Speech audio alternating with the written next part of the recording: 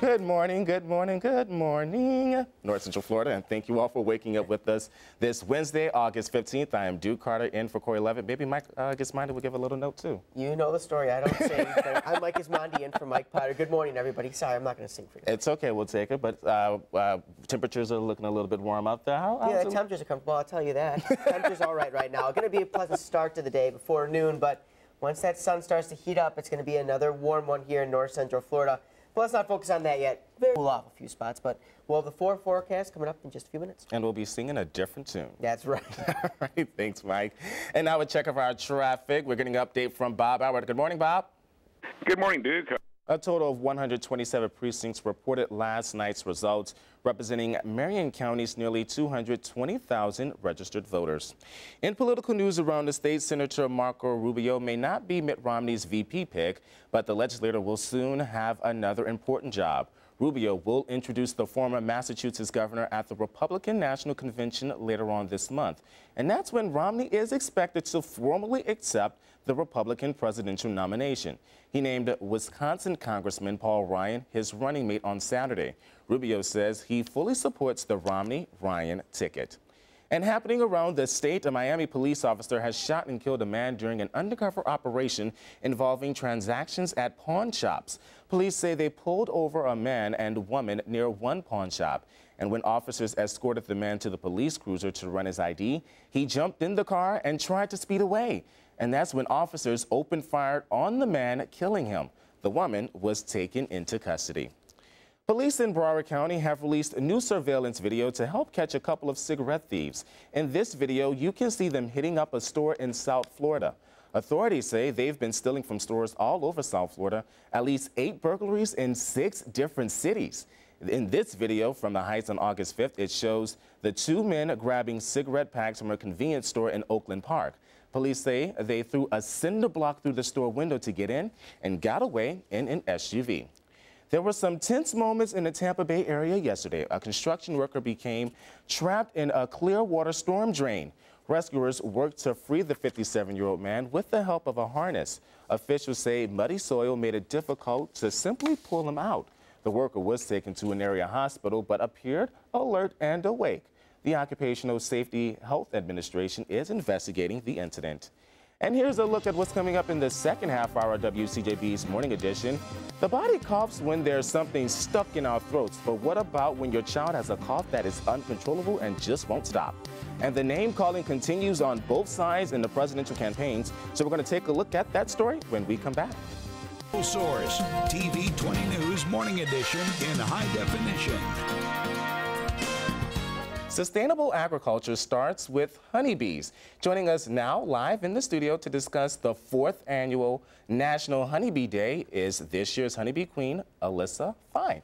National Honeybee Day will be held this Saturday, August 18th at the Southeastern Livestock Pavilion in Ocala, and things will kick off at 8 a.m. So good morning, how you doing? Good morning, very well, thank you. I'm good. So how long have you been reigning as Queen Bee? I was actually selected in January, I believe the 14th, in Las Vegas, Nevada, and since then I've been traveling across the United States teaching people about the importance of honeybees and beekeeping, especially for agriculture. And how important is beekeeping to agriculture? Well, pollination has a $15 billion impact on United States agriculture. Basically, 1/3 of everything we eat is somehow affected directly by honeybee pollination. Really? Right. So we have to make sure, because there was a report that, bees have diseases, so we have to work with bees to live. Right. Well, we lose about 1/3 of our bees every single year due to many different things. Colony collapse disorder is one of those, but also just mainly honeybee health. So it is our job to protect our bees by planting wildflowers, supporting our local beekeepers to really make sure that we have the bee population we need to create the diversity of agriculture that we enjoy, especially in Florida. And especially we have an event in Ocala. Can you talk more about that? Right. Well, National Honeybee Day this is the 4th annual event here in Ocala. It'll be, like you said, the Southeastern Livestock Pavilion. Kicks off at 8 a.m. and it ends at 5 o'clock with an auction, but we have fantastic speakers. We have food and raffles, candle making. I'll be speaking. We have a special guest appearance by Early Bee. So a lot of fun events. It'll be a great family event, something to attend and just learn more about pollinators everywhere. Pollinators. And what is a message that, for someone who is like, oh my God, I'm afraid of bees, what is one message that you want to get out? Honeybees are very gentle. They are not aggressive, and as long as you don't bother them, they don't bother you. Okay, because we saw like a little picture. I don't know if you can show that, but there's a picture sure. of you. Like, I don't know if you can zoom in on that, but there's a picture of her like with bees swarming all around. When was this? This is actually at the Ohio State Fair about 2 weeks ago. During one of my travels, I was asked to do a bee beard demonstration, and I won't lie, I was very terrified to do this. But you were. But I found that I was not stung. No one was stung during that. The bees are extremely gentle, and we need them. They only sting once, and then they die. So if you don't give them a reason to sting, they're not going to harm you. All righty, thank you so much for joining us this morning. We appreciate you being here. Yes, thank you so much. Thank you. And now we're going to turn it over to meteorologist Mike Ismani with a look at the weather. How's it looking out there, Mike? You lose the chance of rain, gain the temperatures, lose one, gain the other. So I guess silver lining is if you do see the rain, it cools you down a little bit. It just might put a damper on your outdoor plans. I'll take that trade-off. I mean, at least I go outside and, get a little dance on, but... Dancing in the rain, whatever you got to do, Duke. I'll take it. Thanks, Mike. And before you head off to work, let's get a traffic team update with our Bob Abbott, the guy who says I sing so beautifully. Good morning, Bob. Thanks, Bob, and we'll be right back after the break. Stay with us.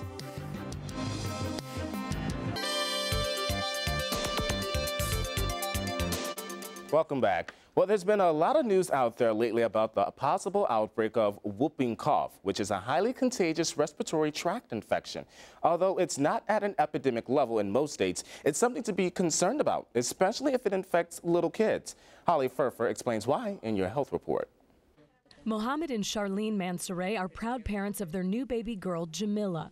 The couple has done everything they can to ensure their daughter has a healthy start in life, including getting themselves vaccinated for pertussis, commonly known as whooping cough. One of the reasons that they told me was because of the dangers that it could, lead to for my child if I go unprotected. Incidents of whooping cough are on the upswing in the U.S. As of July, 37 states have reported increases in the number of pertussis cases compared to those in 2011. We have to keep in mind that whooping cough occurs in cycles, and it generally peaks every 3 to 5 years. Although whooping cough may not have severe complications in adults, it can cause serious problems in infants, such as pneumonia, decreased blood supply to the brain, even death. So doctors say vaccinate. Babies start a series of 5 shots beginning at age 2 months, and anyone who takes care of a little one should get an adult pertussis vaccine. Most studies have shown that when babies get pertussis, it's generally tracked back to a caregiver. That's why pediatricians say vaccines are the best protection. I think if there's a preventative measure you can take, then absolutely. For today's Health Minute, I'm Holly Furfer. And check out this cool video right here. 2 planes collided in a towing mishap Tuesday at Nashville International Airport. Authorities say the Gulfstream jet was being towed on a ramp when it apparently broke loose from the tug and collided into a parked twin-engine plane, lifting the smaller plane off the ground. Luckily, no passengers were on board either plane and no one was hurt. The Federal Aviation Administration is investigating. Tail end up in the air. Look at that. Look at that. People on the ground just Good no one was hurt. I'd love to see how it happened, though. That'd be some interesting, real cool video to check out. I'm sure the owners of each plane aren't happy about it, but I'd love to see how that occurred. It's an interesting spot for 2 planes to be. Exactly. Interesting spot is that. But what's also interesting, too, is the weather here today. Yeah. So far, so good. Pretty comfortable. I know you like it when it's in the mid-70s when you're out the door, and that's going to be the... Thanks, Bob. More changes are coming to Facebook, and this time it has to do with advertisers on your news feed. Plus, more workers are telling their employers they'll see them in court. Jane King explains why in the Bloomberg Business Report.